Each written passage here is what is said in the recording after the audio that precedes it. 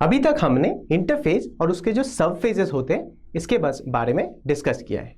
जैसे कि हमें इस शेडेड पोर्शन में दिख रहा है इस फिगर के, हमें ये पता है कि इंटरफेज में सेल्स अपने आप को तैयार कर लेता है ताकि वो आगे जाके डिवाइड कर पाए।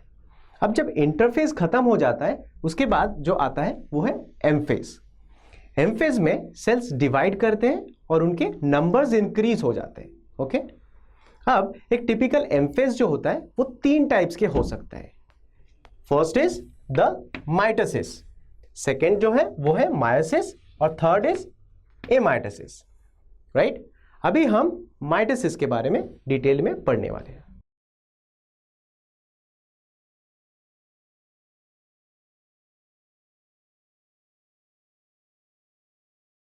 अभी हम माइटोसिस के बारे में पढ़ने वाले हैं।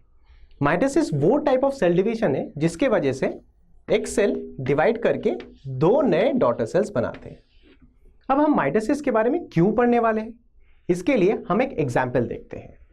सपोज आपके हाथ में कोई कट हुआ है। अब हम देख रहे हैं कि उस कट से ब्लीडिंग हो रहा है।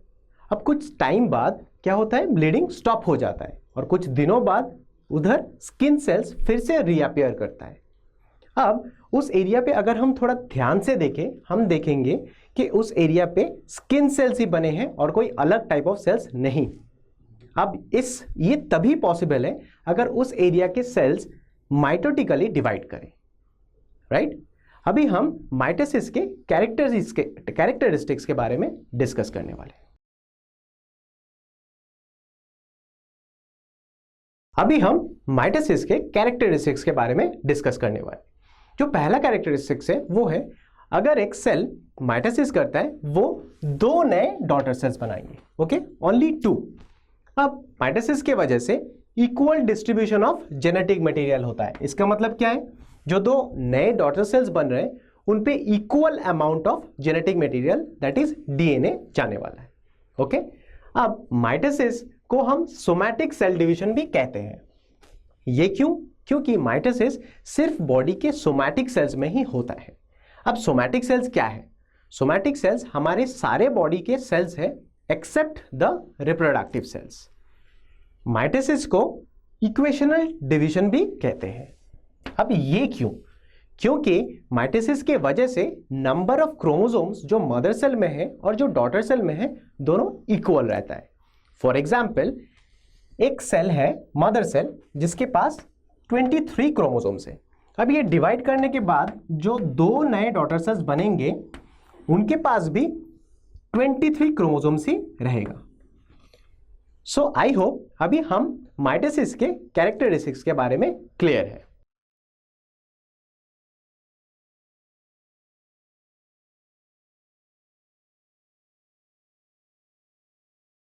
माइटोसिस के जो प्रोसेस है ये बेसिकली 2 फेजेस में होता है। पहला है कैरियोकाइनेसिस और दूसरा साइटोकाइनेसिस। अब कैरियन वर्ड का मतलब होता है न्यूक्लियस और काइनेसिस मतलब to divide. So division of nucleus. अब इस सेल को हम देखते हैं। ये एक सेल है जिसका ये न्यूक्लियस है और रेस्ट ऑफ द जो पार्ट है वो है साइटोप्लाज्म। अब ये जब कैरियोकाइनेसिस करता है इसके बाद एक सेल के अंदर ही 2 न्यूक्लियाई बनता है। राइट, अब कैरियोकाइनेसिस के बाद सेल करता है कौन सा? साइटोकाइनेसिस। अब ये साइटो जो वर्ड है ये साइटोप्लाज्म से आया है। सो मतलब क्या है? Division of cytoplasm. ओके, अब इसके बाद जब डिवाइड करके साइटोप्लाज्म डिवाइड होता है तो 2 नए सेल्स बन रहे हैं और हर एक सेल में एक एक करके न्यूक्लियस है। सो ये जो माइटोसिस का होल प्रोसेस है ये 2 फेजेस में होता है, कैरियोकाइनेसिस उसके बाद साइटोकाइनेसिस, और इसके बाद रिजल्ट क्या होता है? 2 नए डॉटर सेल्स जिनमें एक एक करके न्यूक्लियस होता है।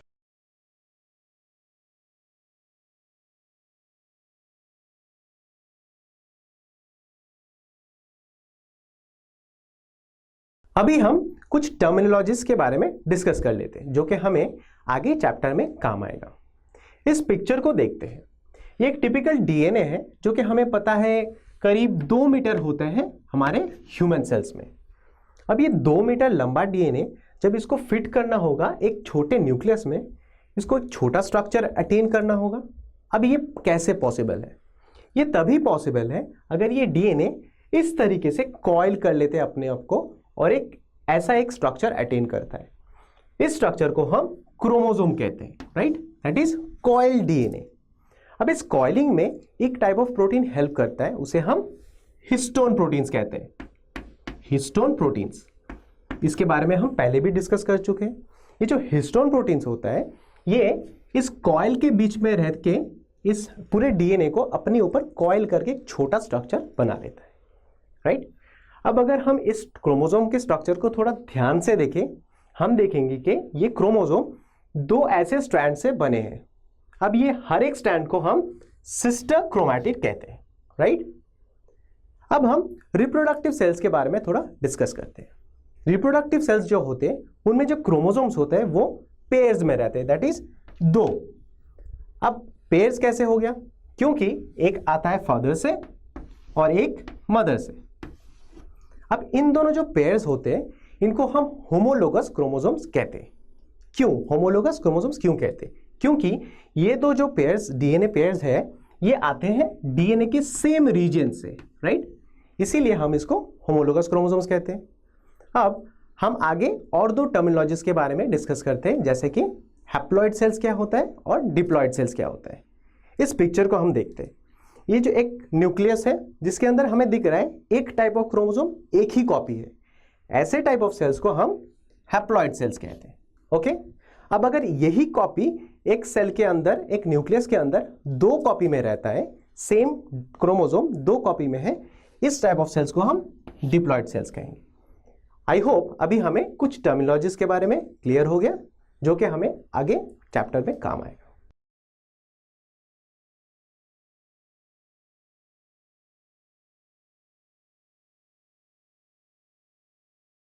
अभी तक हमने माइटोसिस के दो मेजर फेजेस पढ़े हैं, दैट इज कैरियोकाइनेसिस, जो कि न्यूक्लियर डिवीजन है।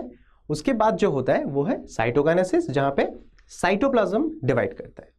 अब ये जो कैरियोकाइनेसिस का प्रोसेस है, इसको हम 4 फेजेस में डिवाइड किए हैं, और जो सीक्वेंस में ये सारे फेजेस होता है वो है पहले prophase, then metaphase, followed by anaphase, और सबसे लास्ट में होता है telophase.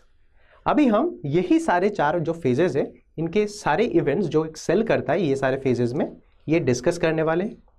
Let's start with the first phase, जो कि प्रोफेज।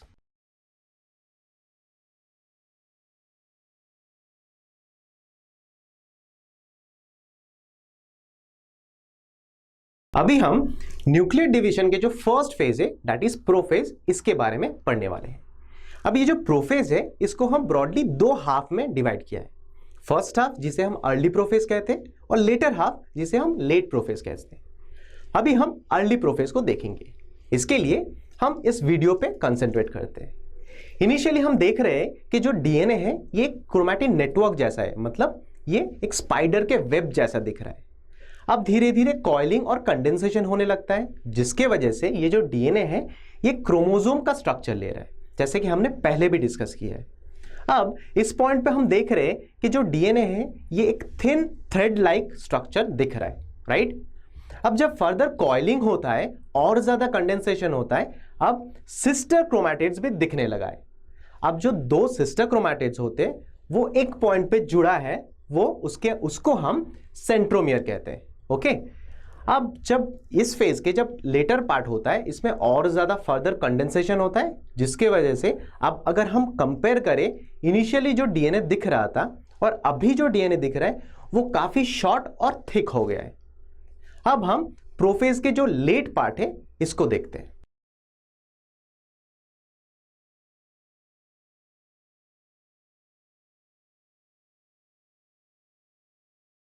लेट प्रोफेज में जो जो इवेंट्स होता है उसे हम अभी देखते हैं। लेट प्रोफेज में हम देख रहे हैं कि जो न्यूक्लियोलस होता है वो धीरे धीरे डिसअपीयर करने लगा है। इसके साथ जो न्यूक्लियर मेम्ब्रेन है वो भी डिग्रेड होने लगा है, मतलब वो टूटने लगा है, और न्यूक्लियर मेम्ब्रेन भी डिसअपीयर हो जाता है। ये 2 इवेंट के साथ जो सिस्टर सेंट्रियोल्स होता है वो हम देख रहे हैं वो स्पोल्स के तरफ जाने लगा है। अब जो प्रोफेज है, एम फेज के सारे फेजेस में सबसे लंबा फेज प्रोफेज होता है। आगे हम मेटाफेज के बारे में देखने वाले हैं।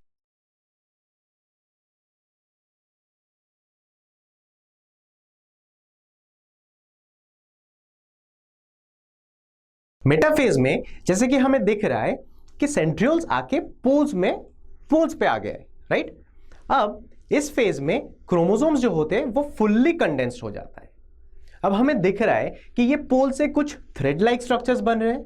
अब ये थ्रेड लाइक स्ट्रक्चर्स क्या है? इसको हम काइनेटिक स्पिंडल्स बोलते हैं। ये जो काइनेटिक स्पिंडल्स है ये आके क्रोमोसोम के सेंट्रोमियर पर अटैच हो जाता है। अटैचमेंट होने के बाद जैसे हमें दिख रहा है कि रिपीटेड पुलिंग और पुशिंग होने लगता है। ये रिपीटेड मूवमेंट के वजह से सारे जो क्रोमोसोम्स है वो आके मिड पोजीशन मतलब इक्वेटोरियल प्लेन पे अलाइन हो जाता है, राइट। अब ये जो फेज है इसका नाम मेटाफेज क्यों दिया गया है? मेटा का मतलब मिडिल और फेज का मतलब है stage. So I hope we are very clear कि इस फेज का नाम मेटाफेज क्यों है, क्योंकि सारे क्रोमोसोम्स आके मिड पोजीशन पे अलाइन होता है।